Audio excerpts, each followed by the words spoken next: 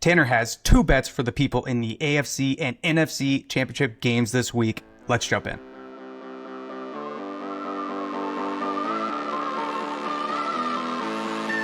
The time is now for the Dr. Bob Sports Podcast. I am Tanner. I am our head of analytics, and I am in my 9th year working alongside Bob, originating our NFL and college basketball bets. And today, as always, I'm joined by our digital media specialist, Grant. How we doing? Dan, we are doing great. I am so fired up to talk about these two games today, but looking back at last week, our free bet on the Broncos cash and the college football primetime prop hit, and that puts you at 37 and 26 on podcast props dating back to 2023 after Keelan Marion entered the game with just one reception for 6 yards. Yeah, and we're not going to do a prop this week, frankly, because when we did that 2 weeks ago with Jonnu Smith, you guys pushed that number a little bit higher, and clients got a little bit worse of a price. So I don't want to do that again, and I wait till game day to release to clients because that's when limits are the highest. Now, we do have two free bets for the people on today's show. All right, well, you were at 35, 20, and 1 on podcast sides and totals dating back to 2023, but where are we going on the AFC championship game? So for the AFC Championship game earlier this week, we sent out to clients Denver +5 over New England, and I would play that down to +3.5. And obviously the big story in this game is Bo Nix is out, but the betting market is reacting as if Nix is an elite quarterback and his backup is terrible. Neither of which is the case here. Nix is not even close to being one of the most valuable players in the NFL, as the betting market movement is implying for this game. Yeah, Nix ranked below average in yards per pass play during both seasons as a pro with an elite play caller in Sean Payton, and he had an elite offensive line that only allowed 6 sacks this whole season. And then you look at Jarrett Stidham, he has a higher career success rate than Bo Nix, and they both have a career average of 6 yards per pass play. Stidham, in his 4 career starts, averaged .03 EPA per play. For reference, Tyler Shuck this season averaged .03 EPA per play. That was 23rd in the NFL. Yeah, I saw this tweet from Tej Seth this week. Teddy Bridgewater, Taysom Hill, and Trevor Siemian combined to average .02 EPA per dropback as backup quarterbacks for Sean Payton when he was in New Orleans.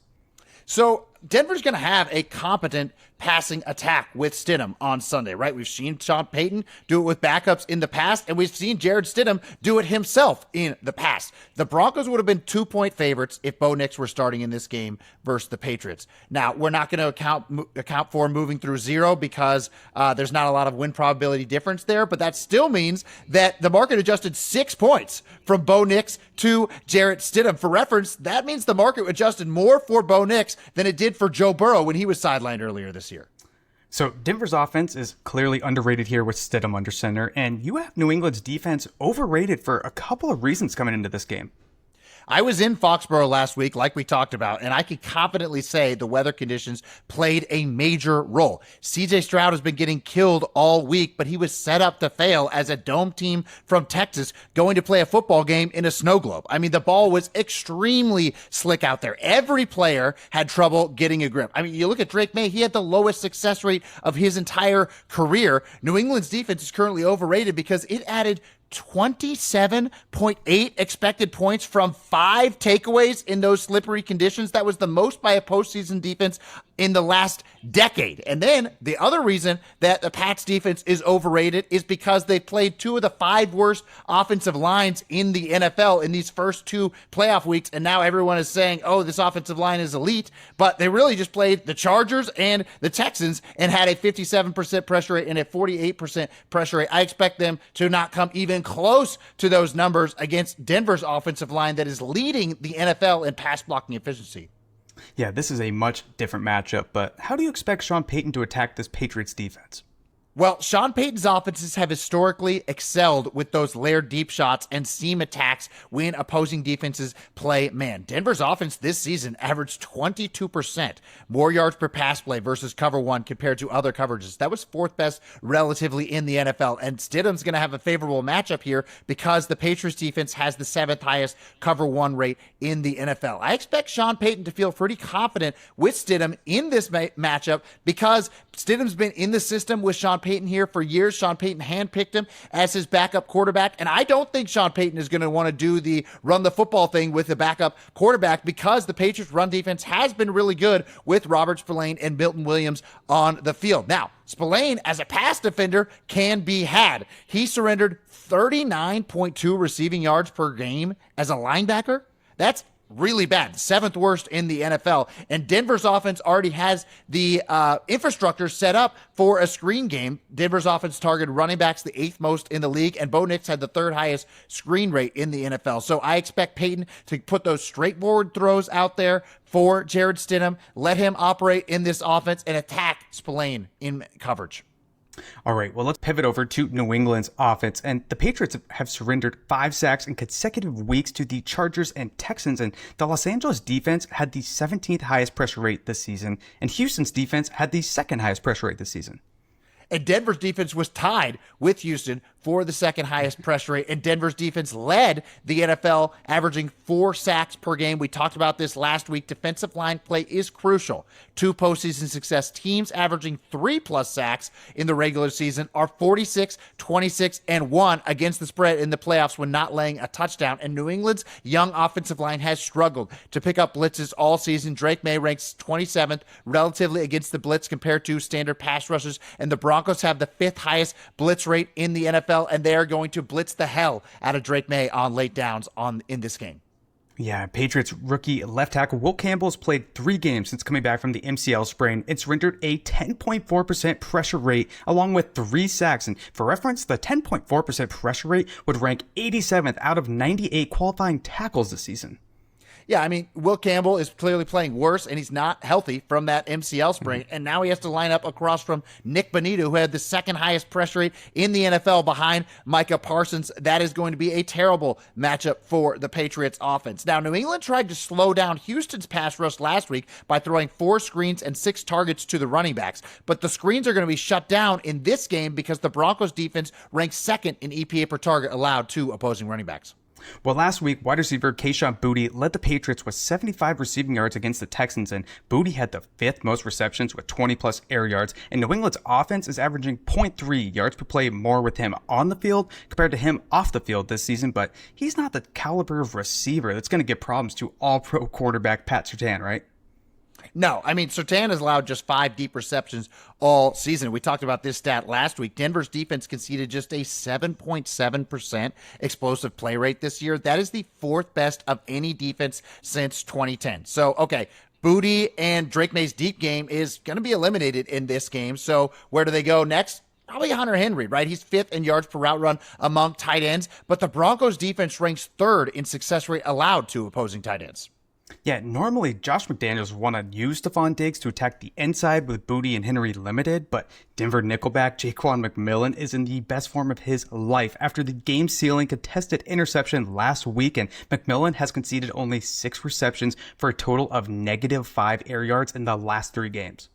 Right. So the only dropbacks where receivers are getting open around McMillan are on designed screen passes. And I think he's going to battle on the inside there with Stephon Diggs. So I'd price this game as Patriots -3, and we are going to take the Broncos as one of our free bets of the week.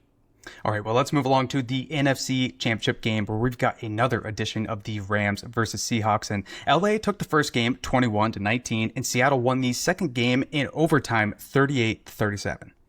Okay, so let's go back to Seattle's defense here. We talked about this a little bit last week, too. They use the 2nd highest nickel rate in the NFL. They like to keep light bodies on the field, and they can stop the run with those light bodies, right? That's what makes them an elite defense.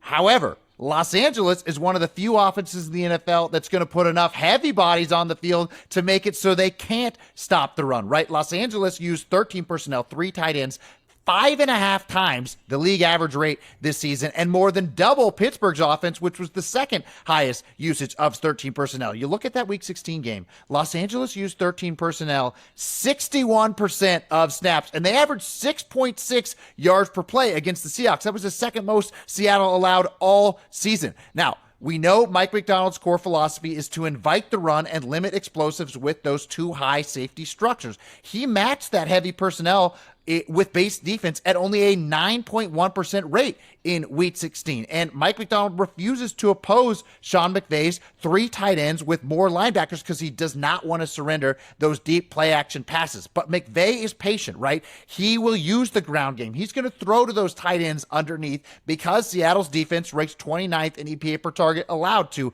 opposing tight ends.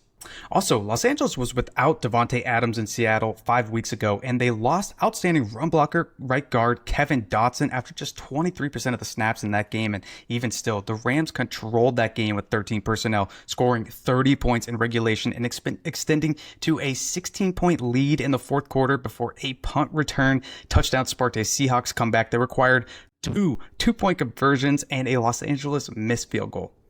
Yeah, I mean, the Rams led the time of possession there, 40 minutes to 26 minutes. And I expect McVay to approach this game with the same physical mindset and attack Seattle's defense with the ground game and tight ends. Now, you talked about Kevin Dotson as one of the unsung heroes for the Rams that they lost in that game. They also didn't have in that game another unsung hero, nickelback Quentin Lake, who is 4th in yards per cover snap allowed in the slot in the first 11 weeks this season before dislocating his elbow. The Rams were allowing 0.6 yards per play fewer and 0.07 EPA per play fewer with Lake on the field compared to off this season. Lake returned from his injury for the playoffs, and with Lake on the field, our metrics have the Rams as the 5th best defense in the NFL.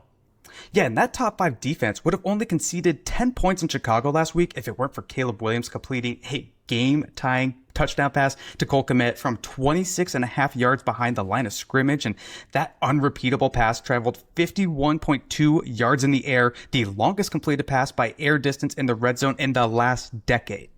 Yeah, I think the Rams defense would have been a major storyline coming into this game if they had only allowed 10 points to the Bears offense last week. Now, the other thing I wanted to talk about here is Seattle lost Zach Charbonnet to a torn ACL against the 49ers. And we know Clint Kubiak prefers Charbonnet in short yardage situations. More than half his carries have been between the tackles. Meanwhile, Kenneth Walker only has 38% of his carries between the tackles. The absence of Charbonnet here is going to result in basically exclusively outside zone for the Seahawks offense this week, making Los Angeles having Lake back even more valuable because Seattle's going to be running directly at him. And the Rams conceded only 3.9 yards per carry with Lake on the field compared to 4.8 yards per carry with him off the field this season. Yeah, Lake absolutely blows up outside zone with an average depth of tackle of 3.3 yards, ranking 3rd among nickelbacks. And the loss of Charbonnet is also going to be felt in the passing game because Charbonnet allowed a 10% pressure rate, and Kenneth Walker is one of the worst pass-blocking running backs in the league. I'm not even sure they're going to put him out there. They might, bring in George Solani or someone else because Kenneth Walker allowed 19.4% pressure rate this season. Yeah, further complicating Seattle's pass protection is left tackle Charles Cross, who suffered a foot injury during the third quarter last week, and he was ruled questionable to return and did not re-enter that game. And this is coming after Cross had just returned from missing the final 3 regular season games with a hamstring injury, and he was also dealing with a minor knee injury in practice leading up to the playoff game. I think that's going to be a big part of Chris Shula's game plan here, right? He's going to attack the banged up left tackle, and he's going to send a ton of blitzes to make the running backs for Seattle blocked without Zach Charbonnet on the field. And he's got the defensive line to do it. One of only 2 in the NFL to feature 3 players with 50-plus pressures this season. Yeah, he's definitely going to blitz because Sam Darnold has the 5th worst turnover-worthy play rate when being blitzed.